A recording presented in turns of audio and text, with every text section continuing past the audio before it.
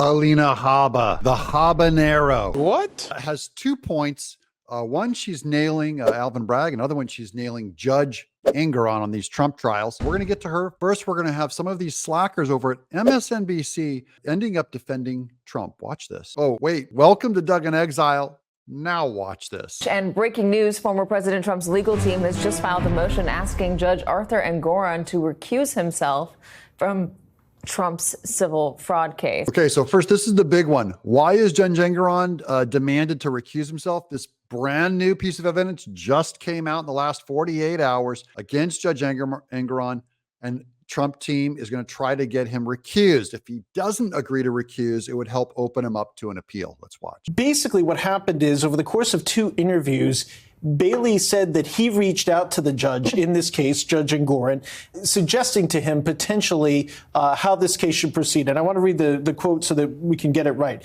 I wanted him to know what I think and why. I really wanted him to get it right. So no big deal.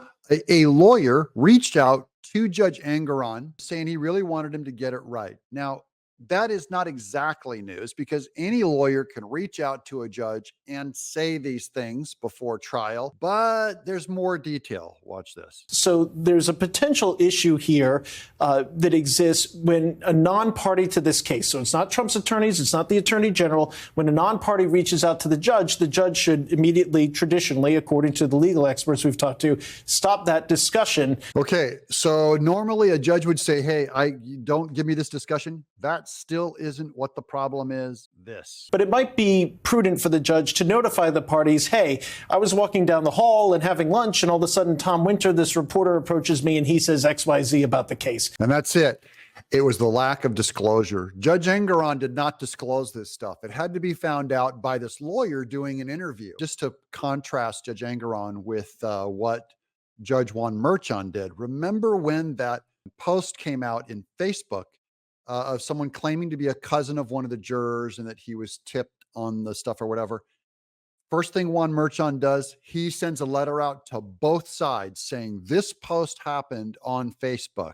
Now, Judge Engeron, if he had disclosed this conversation he had before this trial, he might be safe. He could have told both sides, just so both of you know, Trump defense and the prosecutor, this happened, but he didn't do it. So now it's a cover up and now he's in trouble. They're effectively saying the judge here should have told us that this attorney reached out to him with specific information. And by the way, it's not just any random attorney. This is somebody who's been cited by the New York Times, obviously was speaking with our colleague Melissa Russo about their professional opinion because he has a lot of experience. So that's part of Judge Engeron being in the cover up. There's an article coming up. I'm just going to give you this headline because we'll get it at the end after these other videos. Alina Habba issues ultimatum to Judge Engeron. Let's get to Alina Habba on Fox. DA Alvin Bragg has now tried a renewed attempt to continue the gag order against President Trump, the same gag order that violates every American's First Amendment rights, let alone the candidate for president, the leading candidate for president. Okay, so now this is the other front that Trump is doing against Alvin Bragg, is they're trying to remove the gag order so he can actually perform in a debate next week against Joe Biden. He can actually say things from the trail. He knows that the Democrats are hunting him, waiting for him to say any word, and they can tie him back up in another court case. He's renewing his claims that it is necessary to maintain them, even though the trial is over. He is stating that the reason is because, once again, those very scary MAGA, Make America Great Again, Republicans in our country, the people that love our country, happen to be the cause of fear for a judge. Now, remember, this means that Alvin Bragg could keep that gag order on Trump forever because there's going to be MAGA people out there and around. He can also gag all of us because we're the dangerous types of people. That's why this court case, this absolute gag order has to be removed. Well, they have to appeal. I have a piece in tonight's Wall Street Journal in which I urge people like us file lawsuits against New York. After all, we have the right to hear Donald Trump in the election. And this is a great case against the gag order by Alan Derschowitz, Democrat, or he has recently left the Democrat Party, over this case, by the way. He said that we should launch lawsuits because we have a right to hear from Donald Trump. And this gag order says that Joe Biden can accuse Donald Trump of being a felon, having been convicted by an unfair jury, unfair judge of a non-crime. He has the right to do that. But Donald Trump has one hand tied behind his back. Just think about this conversation during a debate. What Biden can say about Trump, he can say you're a felon, and Trump can't say, yeah, but that case was fake news. That was a cheap fake. I'm a fino. Felon in name only is what we call Trump's felony. He's not a true felon. The First Amendment applies not only to Donald Trump, the speaker, but to all of us, the viewers and the listeners. We have the right to hear a full and complete debate, not a partial debate in which Trump is restricted about what he can say. We can't hear Trump even defend himself about his own court case if these gag orders stick. And Americans, I didn't know that, and I just learned this from Alan Derschowitz, and now you know too, that First Amendment rights don't just go to the speaker, but they're for the hearer, that we have a right to free speech of others. So I hope that the gag order will be appealed by Trump's lawyers, and I hope amicus briefs, friend of the court briefs, will be submitted by ordinary people saying, look, you're depriving us of our right to hear somebody. We're undecided. We don't know who we're going to vote for. We may be influenced by this. If anyone out there knows how to write an amicus brief to the court and defend yourself and send it into New York, you should do it. That's my assignment to you, to my legal-minded people. Send it into New York saying, we have a First Amendment right because we want to hear what Trump has to say and defend himself.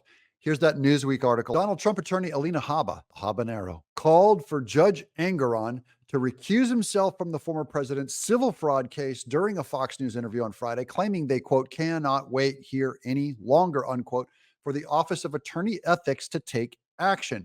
Trump's team is arguing Engeron should be removed from the case due to alleged appearance of impropriety following claims he received unsolicited advice, that was in the video clip that we heard from MSNBC, from New York real estate attorney Adam Lightman Bailey whilst the trial was still ongoing, and none of us heard about it. Why? Because Engeron didn't disclose anything. In February, Judge Engeron, who sits on the New York State Supreme Court, imposed a fine of $454 million fraud dollars, including interest, on Trump after concluding he engaged in civil fraud by falsely inflating the value of his assets when securing bank loans. I'm saying just that factoid alone should terrify any Democrats in New York, that this government is coming for you next. Guys, these are nothing. These accusations are nothing against Trump, and they built them up to a $454 million fine. They're nothing what he did to E. Jean Carroll. These are nothing. He was fined for defamation, and they inflated her career to be worth $84 million. This is nothing what happened with the cover-up, supposedly, and election interference that made him into a felon. If they can do this to him, they can do way worse with us who have less resources, less ability to pay for our own lawyer. So here's the deal. Alina Habba is making a big deal about the gag orders against Trump. I believe they have to remove those gag orders before his debate coming up on the 27th in 5 days. What do you guys think? Let me know in the comments below. Do they remove that gag order before the debate? I'm Doug, in exile.